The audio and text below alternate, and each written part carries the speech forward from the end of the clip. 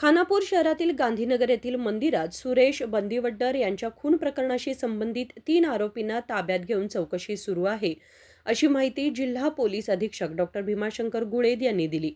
बेळगावमध्ये पत्रकारांशी बोलताना त्यांनी सांगितले की खानापूर शहरातील यल्लप्पा बंडिवड्डर, यशवंत बंडिवड्डर आणि सावित्री बंडिवड्डर यांना अटक करण्यात आली आहे.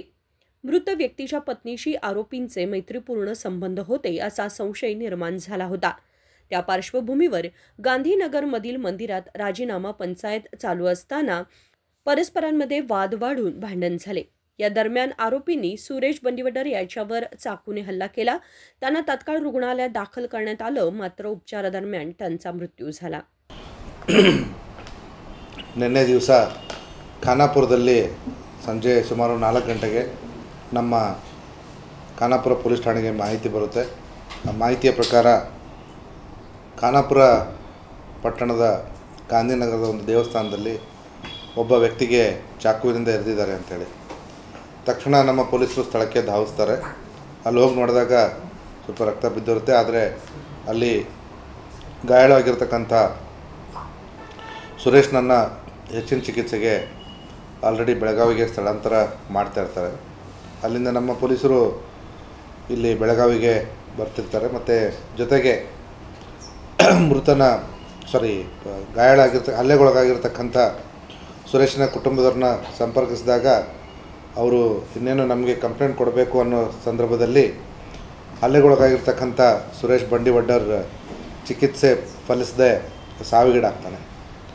ಸೊ ಹಾಗಾಗಿ ಅದ್ರ ಬಗ್ಗೆ ಮೃತನ ಸಹೋದರ ನನ್ನ ಅಣ್ಣನನ್ನು 3 ಜನ ಸೇರಿ ಕೊಂದಿದ್ದಾರೆ ಅನ್ನೋಂಥ ಒಂದು ಕಂಪ್ಲೇಂಟನ್ನು ಕೊಡ್ತಾರೆ. ಆ ಕಂಪ್ಲೇಂಟಲ್ಲಿ ಯಲ್ಲಪ್ಪ ಬಂಡಿವಡ್ಡರ್, ಅವನ ಮಗ ಯಶವಂತ್ ಬಂಡಿವಡ್ಡರ್ ಮತ್ತು ಯಲ್ಲಪ್ಪನ ಹೆಂಡತಿ ಸಾವಿತ್ರಿ ಬಂಡಿವಡ್ಡರ್ ಈ 3 ಜನ ಸೇರಿಸಿ ನನ್ನ ಮಗನ ಮೇಲೆ ಹಲ್ಲೆ ಮಾಡಿ ಕೊಂದಿದ್ದಾರೆ ಅಂತ ಹೇಳಿ ಕಂಪ್ಲೇಂಟನ್ನು ಕೊಡ್ತಾರೆ. ಆ ಪ್ರಕಾರವಾಗಿ ನಾವು ಈಗಾಗಲೇ ಆರೋಪಿಗಳನ್ನ ನಮ್ಮ ವಶಕ್ಕೆ ಪಡೆದುಕೊಂಡು ವಿಚಾರಣೆಯನ್ನು ನಡೆಸ್ತಾ ಇದ್ದೀವಿ. ಇಲ್ಲಿವರೆಗೂ ನಮಗೆ ತನಿಖೆಯಲ್ಲಿ ಕಂಡುಬಂದಂಥ ಅಂಶ ಏನಪ್ಪ ಅಂತಂದರೆ, ಮೃತನಾದಂಥ ಸುರೇಶನ ಹೆಂಡತಿ ರೇಖಾಳ ಜೊತೆ ಈಗ ಕೊಲೆ ಮಾಡಿರ್ತಕ್ಕಂಥ ಯಲ್ಲಪ್ಪನ ಮಗ ಯಶವಂತನ ಗೆಳೆತನ ಇತ್ತು. ಆ ವಿಚಾರವಾಗಿ ನಿನ್ನೆ ದಿವಸ ಗಾಂಧಿನಗರದ ದೇವಸ್ಥಾನದಲ್ಲಿ ಊರಿನ ಹಿರಿಯರು ಇದ್ರ ಬಗ್ಗೆ ರಾಜಿ ಪಂಚಾಯಿತಿ ಮಾಡಲಿಕ್ಕೆ ಕರೆದಿದ್ದರು.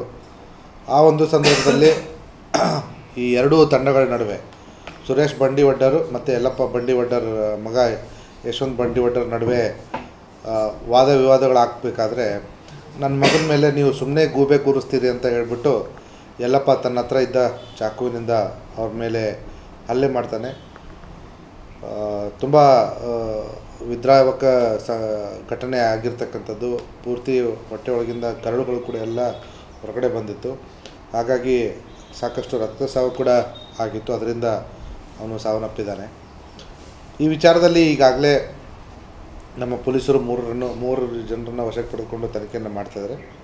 ಮುಂದಿನ ಕಾನೂನು ಪ್ರಕಾರವನ್ನು ಎಲ್ಲ ಕೆಲಸಗಳನ್ನು ಕಾನೂನು ಪ್ರಕಾರವಾಗಿ ಮಾಡ್ತೀವಿ.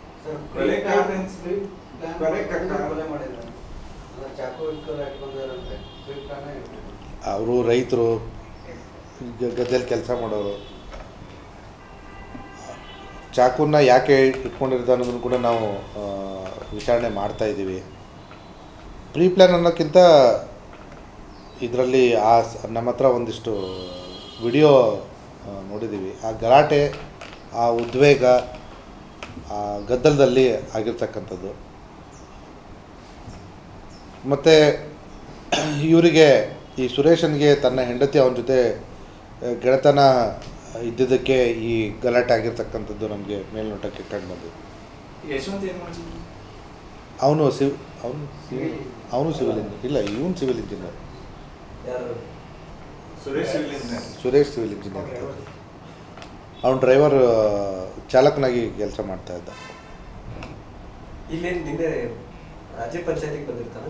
ನಿನ್ನೆ ರಾಜ್ಯ ಪಂಚಾಯತಿಗೆ ಬಂದಿರ್ತಾರೆ.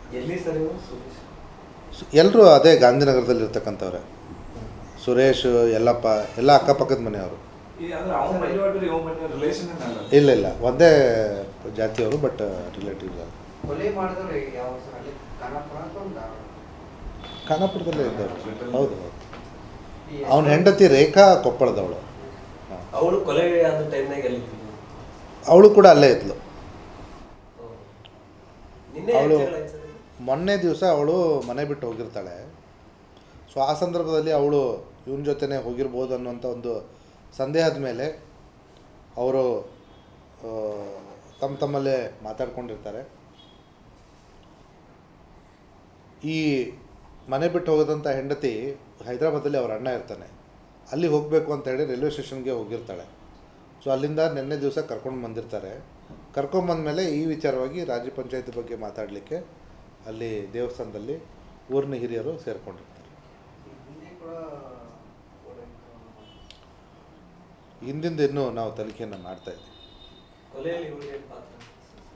ಮೇಲ್ನೋಟಕ್ಕೆ ನಮಗೆ ವಿಡಿಯೋದಲ್ಲಿ ಏನೂ ಪಾತ್ರ ನಮಗೆ ಕಂಡು ಬಂದಿಲ್ಲ. ಆದರೆ ಇವಳೇನಾದರೂ ಅವನಿಗೆ ಹೇಳಿ ಮಾಡಿಸಿದ್ದ ಅನ್ನುವಂಥದ್ದು ನಾವು ವಿಚಾರಣೆ ಮಾಡ್ತೀವಿ.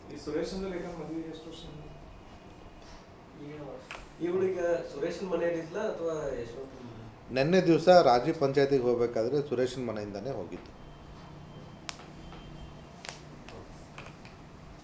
या घटनेप्रकरणी मृताच्या भावाच्या तक्रारीवरून तिघांना अटक करण्यात आली आहे असेही त्यांनी स्पष्ट केले. विनोद कोलकार, KMM मराठी, बेळगाव.